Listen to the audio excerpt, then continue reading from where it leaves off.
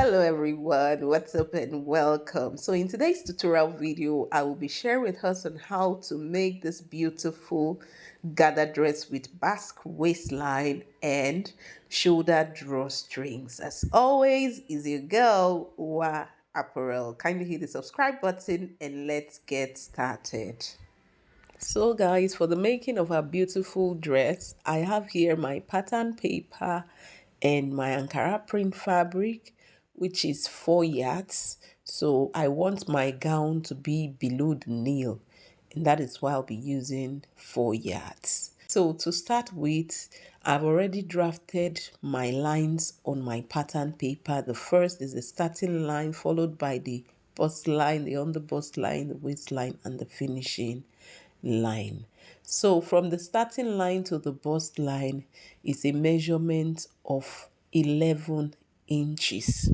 And then from the bust line to the under bust line is a measurement of 14 inches. Next to that is the waistline, which is 16.5 inches. You could do 17 inches. And then on the finishing line is 20 inches.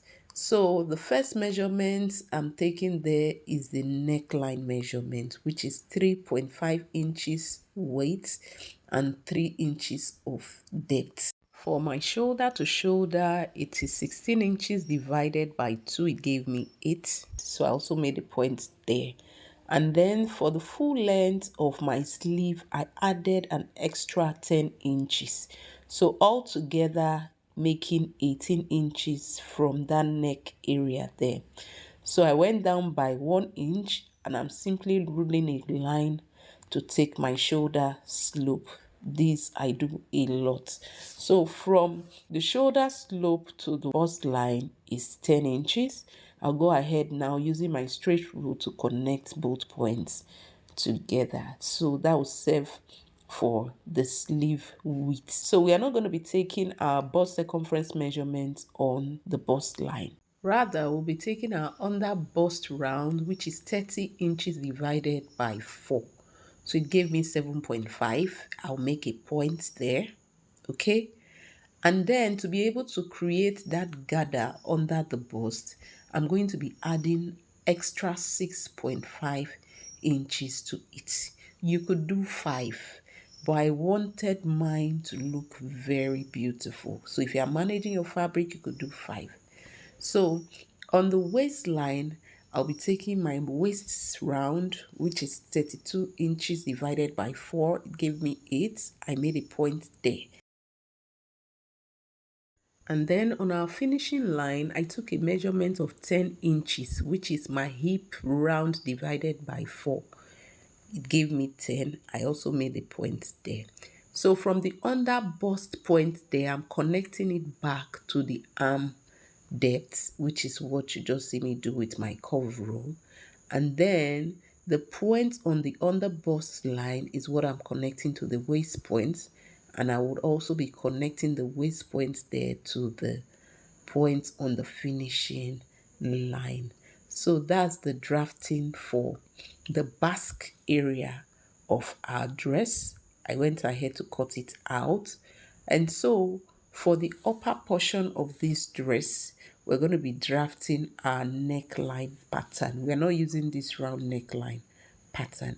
So for the front, I'll be drafting a V-neck line using my straight rule, connecting it from the shoulder area there to the under bust points. Okay, so that will serve for the front. And then for the back, I'll be taking a point from the bust line there to the shoulder area. So this pattern paper is what I'll be using for both the front and the back. So after cutting out the neck pattern for the back, I'll go ahead now to use this pattern paper to cut out on my fabric for the back first. Okay, so after I was done cutting, this is what it is looking like. So you can see I left out a portion for my zipper allowance while cutting on my fabric. The neck area, I gave an allowance of half an inch. On the shoulder area, I give an allowance of 1 inch for our casing, and every other part was half an inch allowance extra. So I have here two separate pieces for the top portion and also for the basque, which is for the back of this dress.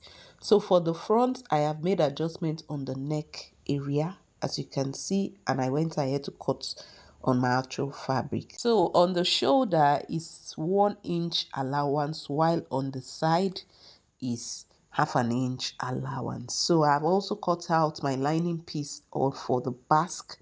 Okay, so I'll go ahead now to remove my pattern paper and we'll start working on the front fabric. So I'm simply flipping it over to the right side, and I'll be using this piece of fabric as our interfacing for the neck portion. Okay, so I'll go ahead now to run my stitches around that portion I'm indicating with my finger. Thereafter, I would go ahead to iron it using my hemming gum. So this is what it is looking like. So I'm placing it on top of each other now by 2 inches allowance, and I'm holding it in place using my pins. Next, I went ahead to run a loose stitch on the portion I indicated with my fingers, and there I'm going to be dragging the thread, as you can see me do right now, to form my gathers. So ensure that while pulling on the thread, you do it carefully so it doesn't cut. Okay, so I'm also repeating it for the other side. So as I'm dragging this thread, I would ensure that the measurement will be equal to the measurement on the basque fabric. So I have my fabric for the basque now, and so I'm going to be placing it on it to ensure that it is having the same measurements. Okay, so that has been achieved. So I'm placing it on top of the top portion there, and I'll go ahead to run my stitches by half an inch on the portion I'm indicating with my finger. So having done that, I would also be using my lining piece to stitch on it. So look at the way my lining piece is placed on it. Okay, so the portion I'm indicating with my finger is where I'm going to be stitching, and after sewing, this is what it would look like when I flip it over to the other side. So next, I'm going to be working on the back of this dress. Okay, like I mentioned earlier, I have a separate piece of fabric for each side of the back. Okay, so at first I will attach one basque to one side of the back, and then also I will attach the other basque to the other side of the back. So first of all, I am going to make gathers around the top portion before attaching my basque, and this is what it looks like after I was done stitching the basque to the top portion. So next, I'll be stitching my lining piece on the basque area there, like I did to that of the front. So basically, it is the same process for both the front and the back. The difference is that the back piece has two separate pieces of fabric, unlike the front that was lapped on top of each other, which is one. So this is what we have for the front fabric and also for the back fabric. Okay, so I had ironed it out and it is looking very neat. So next, I'm going to be making folds around the sleeve area of both the front and the back. So I'm folding it twice, and I'll go ahead to run my stitches on the back fabric and also that of the front. So after stitching, this is what we have neatly done. So now I'm going to be joining the back fabric and the front fabric to get that. So I'm placing the back fabric on top of that of the front right now, and I'm going to be stitching on the shoulder area. So for me, I'm going to be stitching by 1.5 inches. Okay, as I'm indicating with my finger, you could do 1 inch, but I wanted it to be a bit wide for my casing. So this is what it looks like after stitching. I also ironed it flat so that it will be easy for me to make folds for my casing.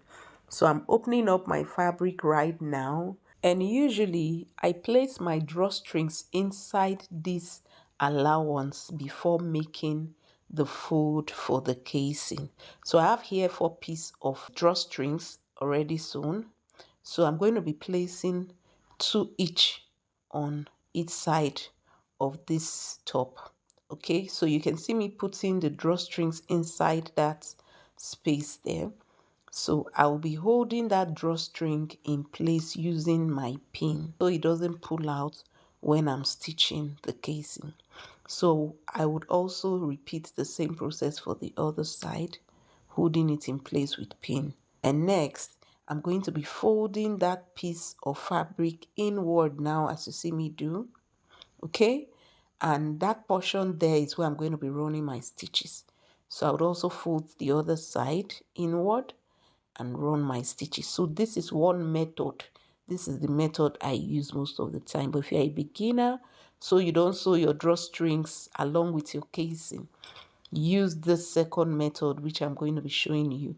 So first you make your folding for your casing, and then you use your safety pin to attach your drawstrings. So after stitching on both sides, you can see me indicating a portion there on the top, on the shoulder area. Make sure you stitch that portion as well after removing your pins, so your drawstrings doesn't pull out. So you can see me pulling on the drawstrings now, showing that it was properly stitched. The drawstrings wasn't stitched along with the casing. So next, I'm going to be closing the two sides of this top. So I simply folded the back portion on top of the front, and I am using my chalk now to indicate the portion where I'll be running my stitches, which is about 1 inch. So I'll be repeating the same process for the other side. So after I was done, this is what we have, the top portion neatly sewn already. I went ahead to make notch at the middle area of that basque. Okay, so I'm going to be making my gathers from that midpoint, and to do that I have 4 yards of fabric here.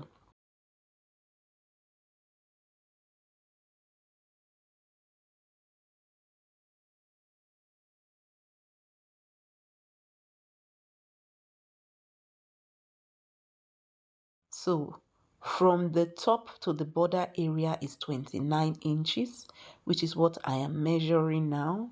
So it's 29 inches. The length of the gather is going to be 29 inches. So after folding, I will have about 27.5 inches.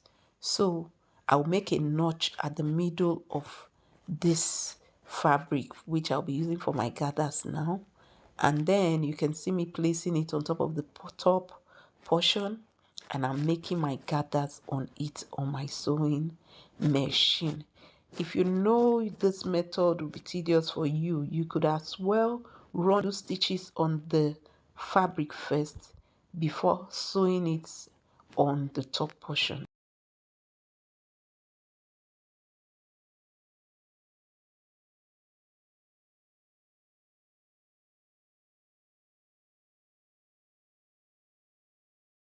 So after I was done, this is what we have, looking very beautiful. So next, I'm going to be closing this dress at the middle of the back. So I'm folding it in two now, and after arranging it properly, I'll be running my stitches to partially close the middle of the back. I will leave out a little portion for my zipper. For this outfit, I'll be using a short zipper, okay? So that'll be the portion I'll be leaving out for my dress.